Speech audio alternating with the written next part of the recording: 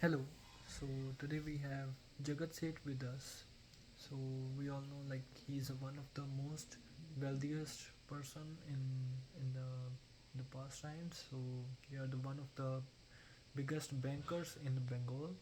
So we have Jagat Seth with us. So starting with you, I just want to ask you some questions. You were known as the vast, wealthier financial banker in the Bengal. So what do you think, or what source of factor help you to become a wealthy or influential banker? Thank you so much to be having me here. Like, if I'm gonna talk about my past experience and my journey from uh, poor to the wealthiest person, like it was a combination of a strategic planning, valuable relationships, and favorable chances. My family accumulated wealth by engaging like in trade, in banking, and providing loans to the influential individuals. Bengal, as we know, the Bengal as served as the most trading hub in India, and we ensure strong connection with the both traders and the merchants and the rulers. We gain trust due to our dependability. Individual trusted us for loans, currency exchange, and guidance. Additionally, we received backing from the Mughal court, providing us with the both security and legitimacy. It wasn't a chance; it was a establishing trust and excelling in our work. Perfect. So let's move to the next question. You're the wealthiest and most financially proven man of your time. That you lent money to the Mughals and East India Company. So how did you manage relationship between those powers you face? Do you face any problems or no? Indeed, it was always been a balancing act. The Mughal had a significant power where authority was not diminishing, but concurrently the British East India Company was becoming more powerful. We needed to be cautious not to disturb either party.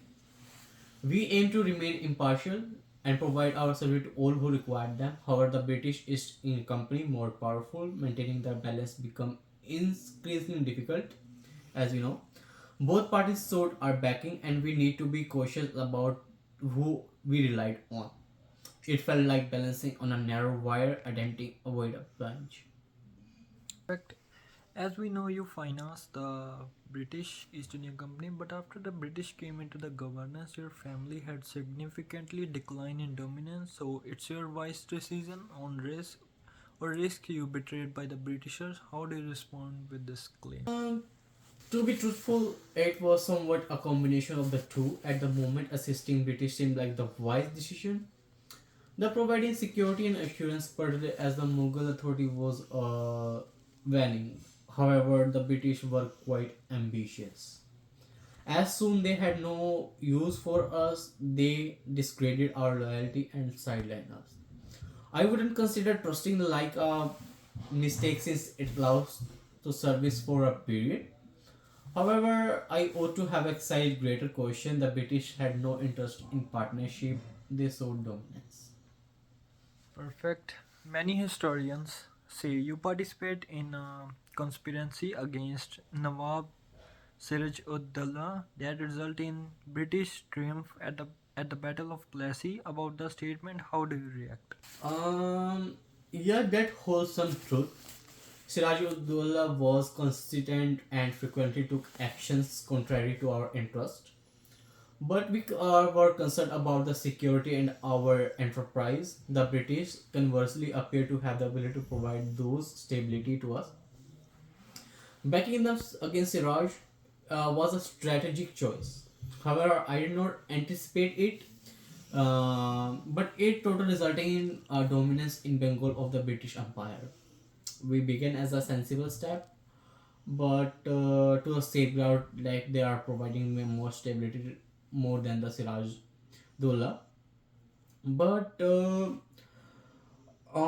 as a sensible step to safeguard our interest to escalate into far more serious issues, reflecting on the past, I underestimate the brutality of the British.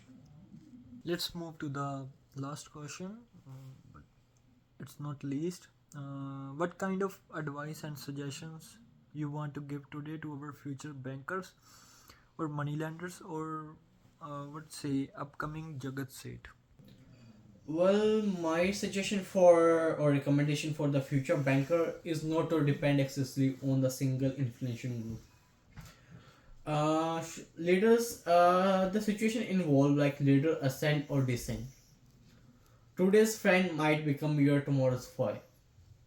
So it is important to diversify your interest and cultivate connection with various individuals. Don't allow greed or the lure of rapid success or our your vision. Exercise cautions and prepare for the future and remain flexible at all times. Above all, safeguard your interest and avoid placing excessive trust on those who prioritize your own power. Okay? Gain insights from my error and more discerning about who you back for what reasons.